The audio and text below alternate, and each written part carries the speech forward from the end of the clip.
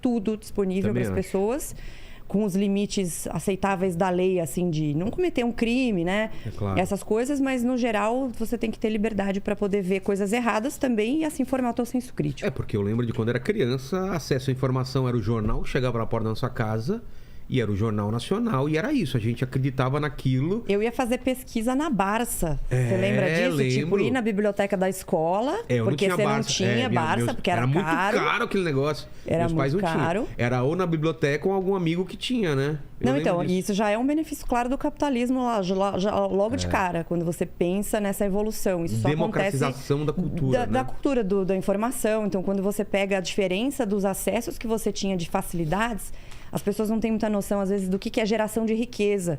E geração de riqueza é isso, é criação de facilidades. É você conseguir massificar coisas que antes eram só para um grupo muito limitado de pessoas.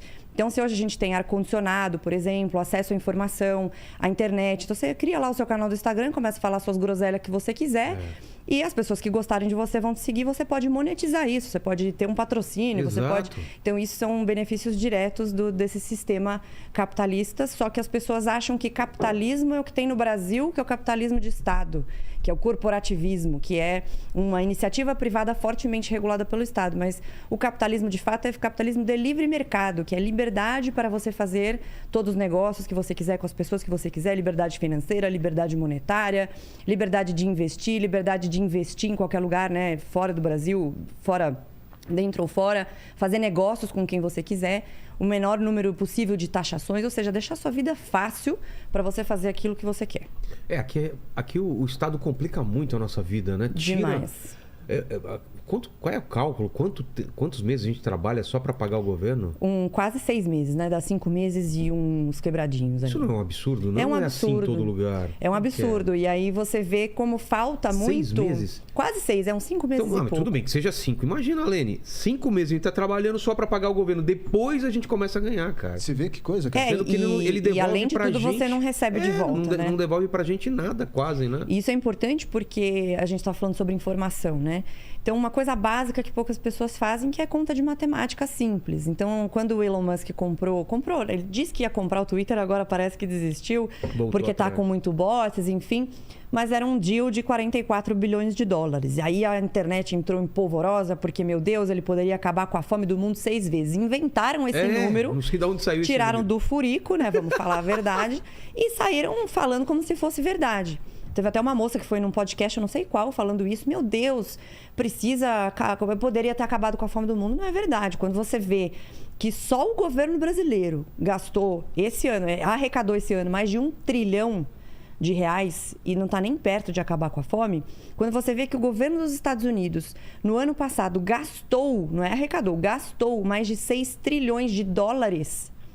Como que você acha que 44 bilhões, é só fazer uma continha, vai acabar com a fome? Ele até falou, me fala como eu acabo com a fome. Que eu vou lá e eu resolvo. Eu vou lá e resolvo. Exatamente.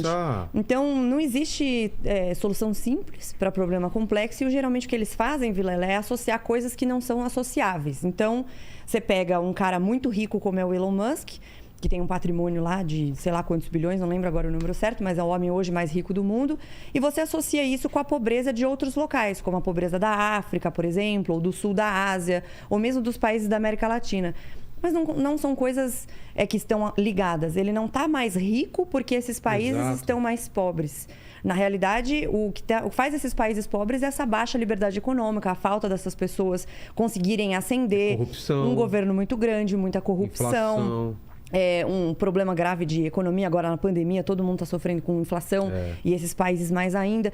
Então, a pobreza da Argentina, hoje tem 40% de gente na pobreza. Está quebrada, não está? Está quebrada, mas está fazendo as mesmas coisas que já foram feitas no passado e que, infelizmente, boa parte dos políticos e até economistas, por isso que eu falo que não é porque a pessoa tem diploma que necessariamente ela está falando uma coisa que faz sentido. Por isso que é importante o senso crítico. E essas pessoas apoiam. Então, no começo da pandemia, quantos artistas falaram que bom ter um presidente na Argentina, como ele está fazendo coisa boa lá. E as coisas que ele fez, que já foram testadas no passado, tanto na Argentina quanto no Brasil, já deram errado. Então, você não precisa fazer de novo, achando que você vai ter resultados. Que eles estão Congelamento de preços foi feito. Aqui a gente já fez e Já foi fez. um desastre, né? Quantos anos você tinha, mais ou menos? Deixa eu revelar a idade do Vilela aqui. Quantos do anos você Sarney? tinha lá no Sarney? Ah, não vou lembrar, mas eu lembro muito bem. Você lembra dessa do época? fiscal do Sarney, né? No congelamento de preço. Lembra dos E aí fiscais faltava do fiscais mercado? do Sarney, faltou carne, faltava ovo, faltava um monte de coisa. Por quê? Quando tabelava, eu falava, tá bom, então não vou vender, não vale a pena pra mim. Então, isso é um raciocínio lógico básico que você fez agora. Você não precisa ser economista, você simplesmente pensa na economia como um jogo de xadrez. Exato. Você movimentou Tá uma muito frio peça. pra você? Quer que não, desligue tá o ar? Tá maravilhoso. bom? Então Eu sou tá bom. calorenta no geral. Então tá bom.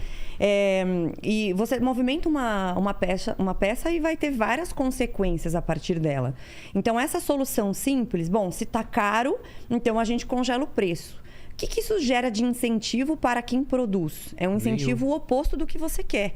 E aconteceu uma situação aqui na pandemia, que foi o preço do álcool em gel. Não sei se você lembra que subiu pra caramba. Exato.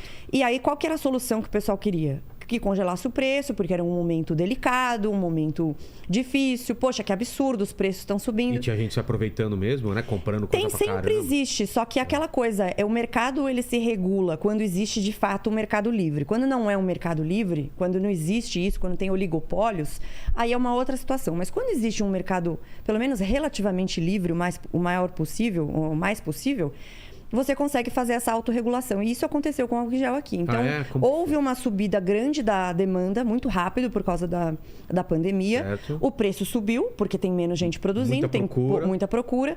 Mas aí o que aconteceu? Os empresários, as pessoas que olham isso, os empresários, na realidade, eles servem para fazer essas decisões e tomada de risco em determinadas coisas.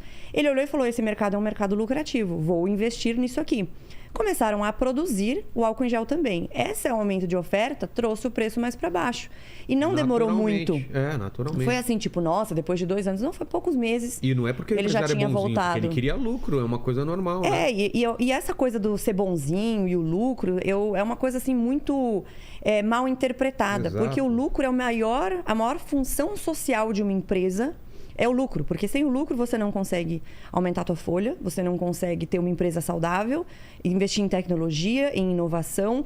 Então, hoje tem muito essa história que é um derivado do que a gente chama de cultura woke, que é a história do impacto é o novo lucro. Então, a gente precisa focar mais no capitalismo de stakeholder, que é esse que gera impacto social, que vai falar das causas das minorias, que vai falar de meio ambiente e não de lucro. Quando o lucro, na realidade, é o que possibilita você fazer todas essas coisas, essas pautas. Então, mas eu acho engraçado que as pessoas defendem isso sempre para os outros, nunca para elas, né? Exatamente. A pessoa tem uma empresa, mas quer que as outras empresas façam aquilo. Ou ela é um artista, conseguiu? Consegui. Ela é uma artista que ela não vai cobrar menos no cachê dela para fazer o show, para atuar. Com os outros. É sempre os outros têm que fazer um movimento. Isso vale e ela nunca. Para a taxação de grandes fortunas. Exato. Que é uma outra coisa que tem a ver com esse negócio da economia ser um jogo de xadrez que eu estava te falando. Então, poxa, vamos taxar a fortuna lá, sei lá, 1%, 2%, 3%, 5% de um cara muito rico. Ele consegue pagar essa grana? Claro, consegue. Para ele não vai fazer diferença? Não vai fazer muita diferença. Mas ao passo que você faz essa taxação de grandes fortunas, você faz com que o ambiente de negócio se torne menos produtivo ou menos atrativo. E o cara, eu falo sempre isso, rico pode ser tudo. Inclusive pode ser um cara ruim, pode ser um cara que não cumpre com as regras, mas ele não é burro. Exato. E isso vale inclusive para os ricos que ficam falando mal da riqueza. Então você pega a galera que ganha muita grana. O que ele faz? Ele põe dinheiro em moeda forte, ele faz estruturas tributárias para pagar menos imposto, porque ninguém gosta de pagar imposto, ninguém gosta de deixar dinheiro para o Estado. Nem que for para você doar o dinheiro, mas você não gosta de deixar dinheiro no Estado porque você sabe que ele é ineficiente. E isso vale também para aqueles que são defensores da taxação de grandes fortunas. Isso aconteceu já em alguns locais, inclusive na Argentina. Fizeram isso? Fizeram isso, foi uma outra das medidas do Alberto Fernandes. Foi muito menor do que eles imaginavam que ia ser a arrecadação. Só que aí o que acontece? Se arrecadou uma vez aquela grana.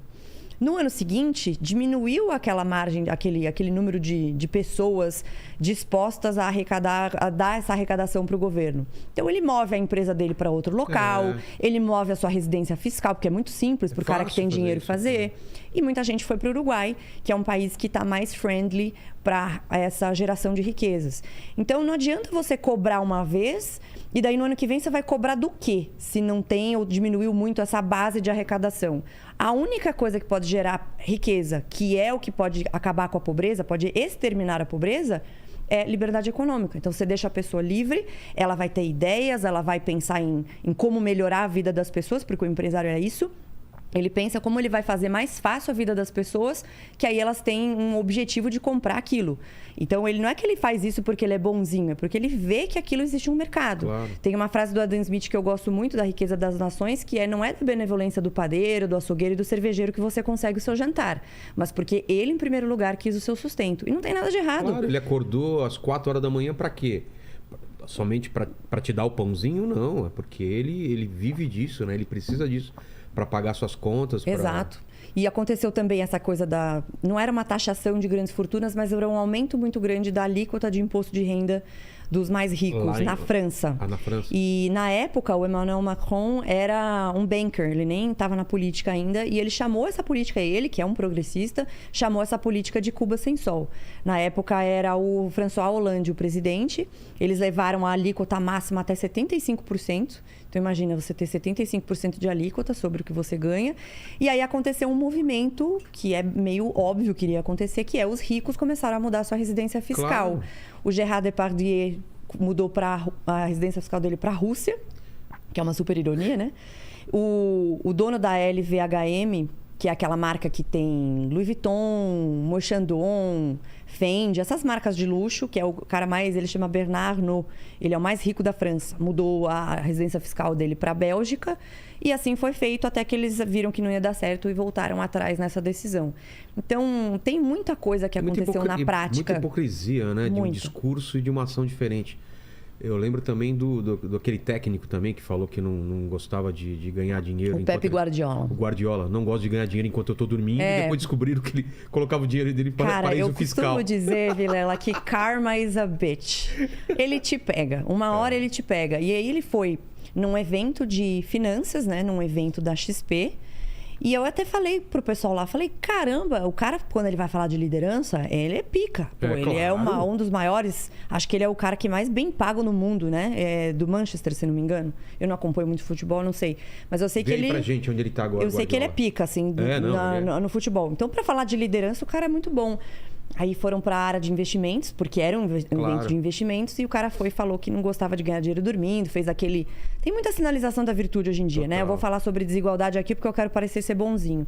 E aí descobriram que ele tinha dinheiro numa offshore, porque eu falei, rico pode ser tudo menos burro, que não era declarada. Ou seja, ele não declarou esse dinheiro em Andorra, que é um paraíso fiscal na Europa, e estava lá para pagar menos imposto. Pior ainda do que deixar o dinheiro...